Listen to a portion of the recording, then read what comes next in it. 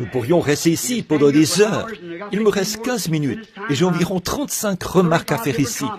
Et si on n'y arrive pas, on les verra demain matin, si on ne le fait pas ce soir. Très bien. Bon, très bien. Personne ne l'a fermé, car tu as peu de force et tu as gardé ma parole. Très bien. Et tu n'as pas renié mon nom. Voilà, c'est ça. N'a pas renié mon nom. Le nom avait été révélé. Il s'était éloigné de la vieille dénomination morte de Sardes, était entré dans l'Église vivante. Prenons maintenant le verset 9. Là, nous allons faire très attention maintenant. Nous abordons quelque chose qui est très dangereux. Behold, I will make them of the synagogue of Satan, which say Voici, they are Jews je te and are donne not, de ceux de la synagogue de but do Satan, lie. qui se disent Behold, juifs I will et ne le sont make pas, them to mais qui come and montent. worship before thy Voici, feet, je les ferai venir, and se to know prosterner à that tes pieds, I et have connaître loved thee. que je t'ai aimé. Juste ici, il y a assez de matière pour y passer toute la nuit. Regardez bien, qui sont-ils maintenant? Ceux à qui il a parlé, qui ont découvert son nom après tout ce temps passé là-bas, ici, en bas, qui sont entrés par la porte ouverte. Jésus-Christ, qui ont reçu la parole de vie, ont été remplis du Saint-Esprit. Et là, il leur dit, il y en a parmi vous qui sont de la synagogue de Satan. Maintenant, mon frère, si vous voulez bien retourner à Pergame, Apocalypse 2, 13, juste un instant, là, je vais vous montrer ce qu'il en est vraiment, la dénomination. Je connais tes œuvres, je sais où tu demeures, je sais que là est le trône de Satan. Voilà, cette Laodicée, ou je veux dire, cet âge de l'église des Nicolaïtes, où ils ont formé une dénomination. Regardez bien, c'est pour montrer qu'ils étaient une église, une synagogue, une église dénominationnelle. Oh, frère, la synagogue de Satan. Donc les œuvres des dénominations sont du diable. Pas les chrétiens, là. Souvenez-vous, ils sont chrétiens. Mais la dénomination elle-même. Très bien. Maintenant, avez-vous remarqué, il a dit, il y en a parmi vous qui se disent juifs, mais vous les avez trouvés menteurs. Là, souvenez-vous, le grand ange. Maintenant, à qui est-ce qu'il s'adresse? À cette dernière église, à cette porte ouverte entre les deux églises.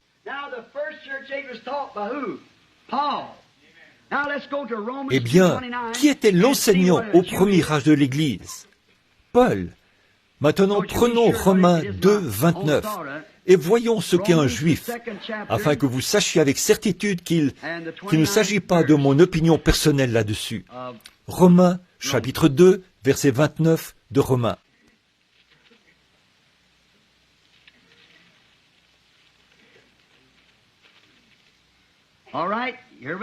Très bien, nous y sommes. Mais le juif, c'est celui qui l'est intérieurement. Et la circoncision, c'est du cœur, et selon l'esprit, et non selon la lettre. La loge de ce juif ne vient pas des... La loge de ce juif ne vient pas des hommes, mais de Dieu. Qu'est-ce qu'un juif? Un chrétien rempli de l'esprit, du Saint-Esprit. Je sais que tu es ici, après cet âge de la sanctification où ils prétendent avoir reçu le Saint-Esprit. Mais c'est lui qui l'a dit, pas moi. Ils prétendaient avoir reçu le Saint-Esprit sans que les miracles les accompagnent. Mais il a dit, ce sont des menteurs. Voici les miracles qui accompagneront ceux qui auront cru. On ne peut pas le faire mentir. Oh frère, cela vous aveugle complètement. Voyez? Oh là là, voici, je te donne de ceux de la synagogue de Satan qui se disent juifs, qui prétendent être des chrétiens remplis de l'esprit. Ils le prétendent. La synagogue, l'organisation. Je te donne de ceux qui prétendent avoir reçu le Saint-Esprit et qui ont tous formé des organisations là-bas. Ils n'ont même pas encore reçu la révélation. Voyez? Très bien. Je dirais, ceux qui se disent juifs, qu'ils sont chrétiens, et ne le sont pas, mais qui mentent. Voici, je les ferai venir, se prosterner à tes pieds, et connaître que je t'ai aimé. Juste ceci pourrait me faire entrer dans mon message de demain matin.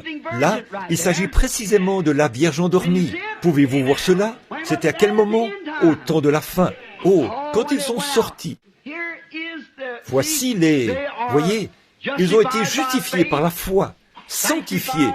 justifiés par le message de Luther, sanctifiés ici, mais ils ont manqué la porte ouverte. Vous le voyez? Justifiés par la foi, par Luther, sanctifiés dans l'âge de Wesley. Bon nombre de ces précieux nazaréens, pèlerins de la sainteté, méthodistes wesleyens, et ainsi de suite, mènent tous une vie sanctifiée, pure et droite. Ils croient avoir le Saint-Esprit.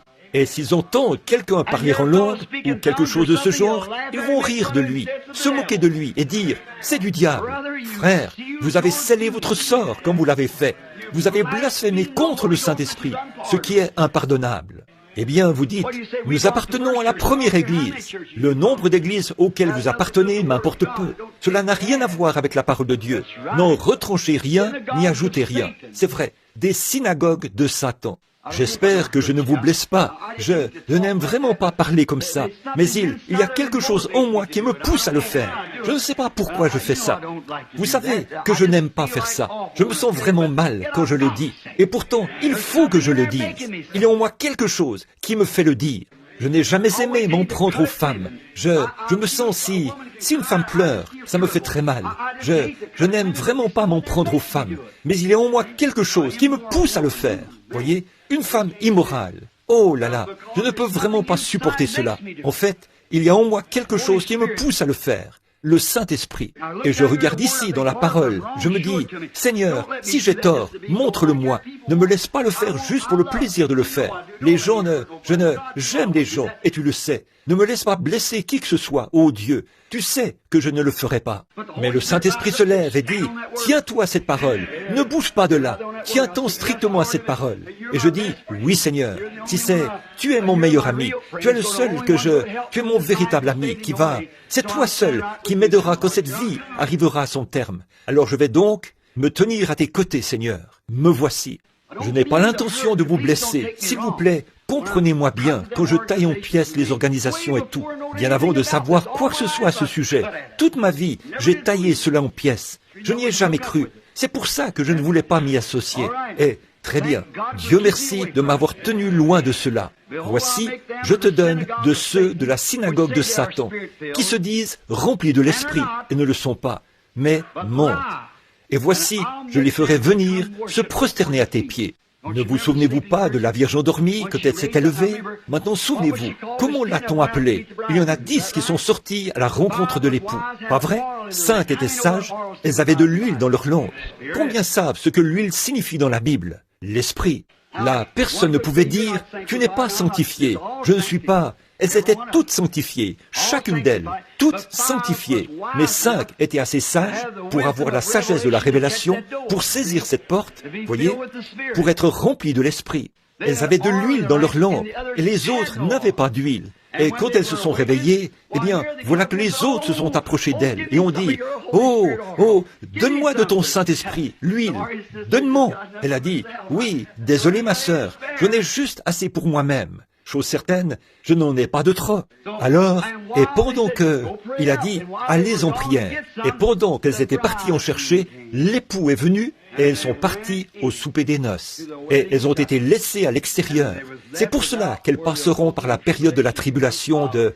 Regardez juste un peu plus bas, quelques versets plus bas. Vous verrez qu'elles sont passées par la période de la tribulation. Voyez ? Maintenant, les endormis. Nous allons reprendre ça demain matin. Oui, je crois que ce serait préférable que nous attendions pour cela, parce que nous arrivons à ceci maintenant, et il est à peu près temps de terminer. Très bien. Maintenant,